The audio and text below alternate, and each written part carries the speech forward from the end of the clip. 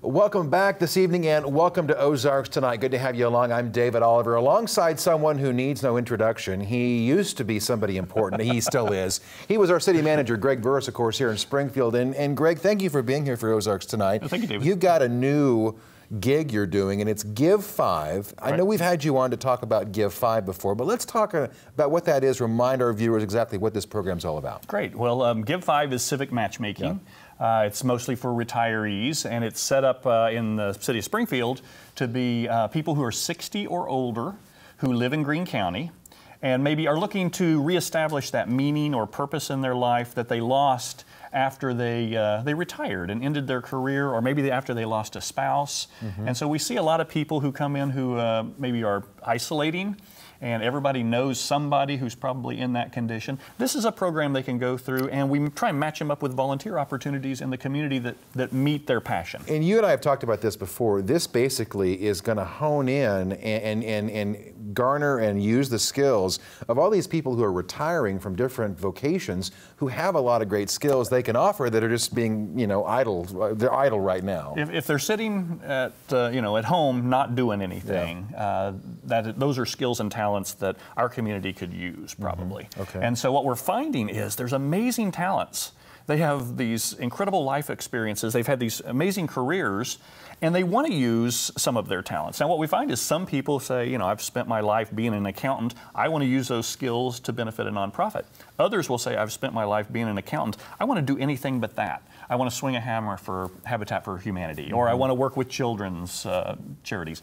Whatever fits mm-hmm. their passion and gives them meaning in their life, and it's working. And you've just started the 5th Give 5 class. How's that going? And remind us about the format of this, how it all flows. It's a 5-day program. It's 1 day a week for 5 weeks. Mm-hmm. We did just start class 5, and the first day is an orientation to Springfield, and it's an orientation unlike any other orientation.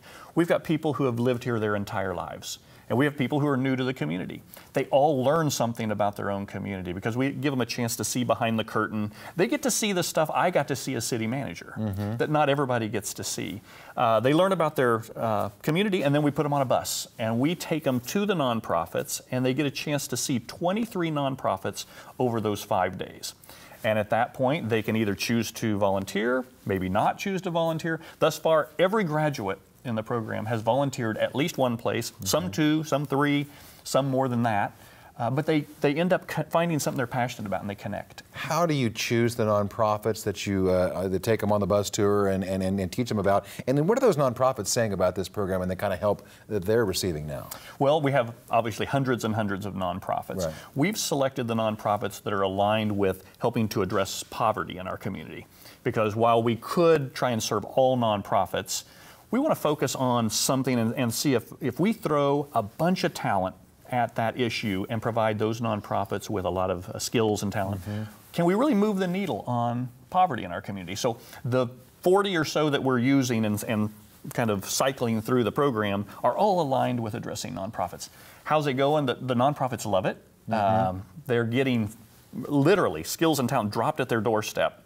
And we get story after story of the good things that the Give 5 graduates are doing with them. I'm curious, when you say story after story, what are the Give 5 graduates saying about being useful through this program and offering themselves out there to help other people again? Not to be overly dramatic, but we're hearing from people who are saying, I've been isolating socially, I needed something like this. This is giving me purpose and meaning back in my life. That's great. And that we've seen individuals who go through it and literally have a life change. Not everybody, but a lot of people. Talk about your class size and how folks can get involved. I know you've got this 5th class just started, but I assume others coming up. The 6th class starts on December 5th, okay. And so if anybody wants to get online and sign up, it's not too late for class 6.